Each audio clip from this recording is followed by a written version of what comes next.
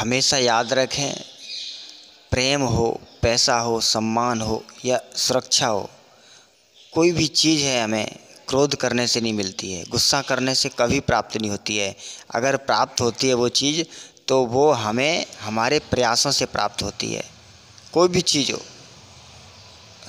लेकिन हम क्या चाहते हैं कि हम गुस्सा करेंगे तो प्राप्त कर लेंगे, गुस्से से नहीं प्राप्त होती है।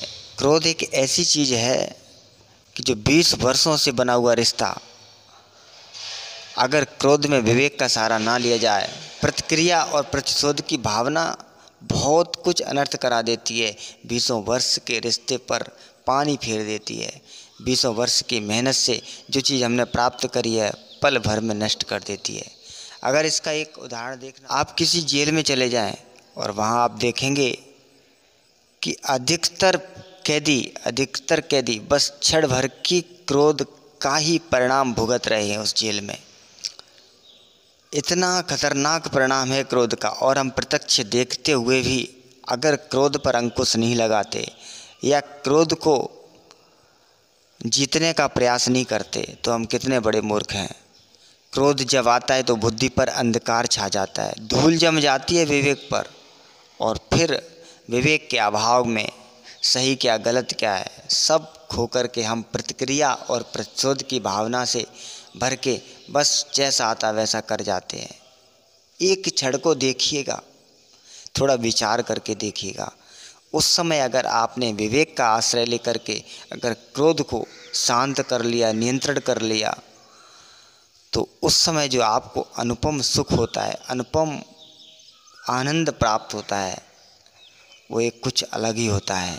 हमेशा याद रखिए, हमारा जीवन प्रतिशोध की आग में जहाँ तहाँ जलने के लिए नहीं है, कुछ सुंदर एहसास करने के लिए, जीवन में कुछ उन्नति करने के लिए, जीवन में कुछ अच्छे दिन देखने, शांति खुशी आनंद लिए आती हैं बहारें, जाग उठो खामोश नज़ारे। क्रोध ऐसा ही है जैसे आपने किसी छोटे बालक को देखा। जब एक छोटे बालक को जो नासमझ होता है, उसको कोई चीज़ नहीं मिलती है, या उसको कोई भयभीत करता है, या उसकी कोई बात नहीं सुनता है, तो उसकी प्रतिक्रिया क्या होती है?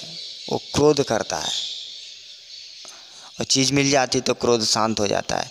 और क्रोध इतना करता है कभी कभी वो हाथ पैर पटकता है, कुछ भी कर देता है। मन भी एक बालक की भांति है। हम अपने आप को बड़ा समझते हैं, समझदार मानते हैं, लेकिन हालांकि एक क्रोध करना एक बाल चेष्टा है, बहुत नासमझ की चेष्टा है। आपको हंसी आएगी। हमें भी अगर कोई चीज़ नहीं मिलती है जो हम चाहते हैं तो हमें बड़ा क्रोध आता है, गुस्सा आता है, या हमारी कोई बात नहीं मानता है तो भी हमें बड़ा गुस्सा आता है। तो क्या ये बालवत चेष्टा नहीं है? और बालक की बात को कितना महत्व देना चाहिए, बस उतना ही महत्व अपने भीतर उठ रहे क्रोध के आवेग को दो। जब आप आईने के सामने खड़े होते हो ना, तब आपको आपका अपना चेहरा दिखाई देता है, और आप निरीक्षण कर पाते हो कि हमारे चेहरे में क्या कमी है।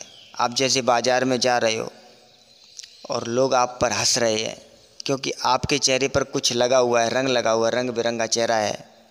यहाँ काला काला है, यहाँ लाल है, यहाँ हरा है, यहाँ सफ़ेद है, यहाँ नीला है, यहाँ पीला है। चेहरे पर अलग अलग प्रकार के दाग धब्बे, बंदर जैसा, लंगूर जैसा मुंह बना हुआ है, और आप बाज़ार से गुजर रहे हो तो लोग आप पर हंसते हैं।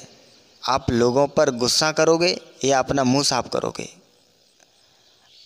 आईना लो और अपना चेहरा देखो कि क्या कमी है, मुंह को साफ करो, लोग हंसना बंद कर देंगे।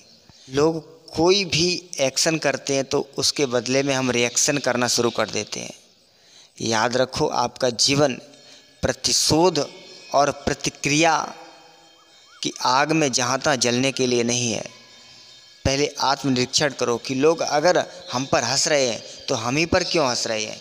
उन्होंने हंसने के लिए, मजाक बनाने के लिए मुझे ही क्यों चुना? दुनिया में बहुत लोग हैं, तो कोई ना कोई हम में कमी तो है, उस कमी को निकालो। और अगर कमी नहीं है फिर भी हंस रहे हैं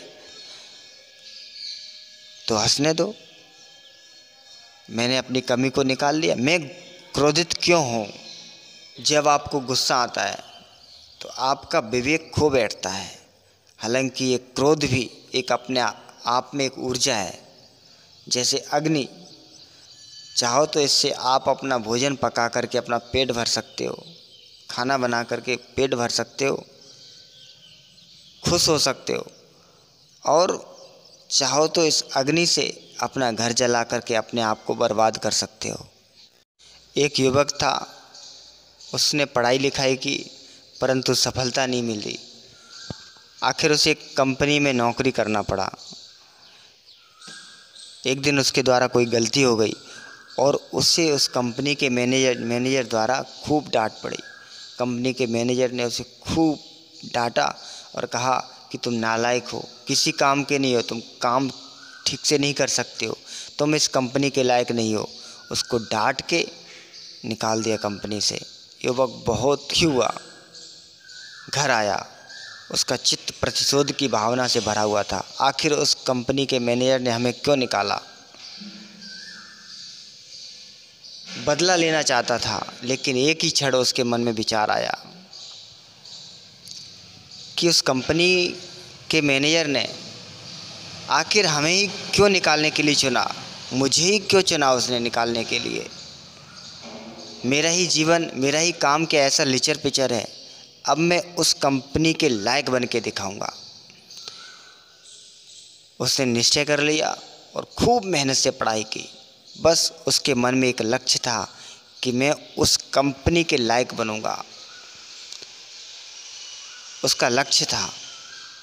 खूब पढ़ाई की, इतनी पढ़ाई की, इतनी पढ़ाई की, आखिर मेहनत बेकार नहीं होती और कोशिश करने वालों की हार नहीं होती। सफल हुआ और उसी कंपनी में उसने मैनेजर पद के लिए अप्लाई किया।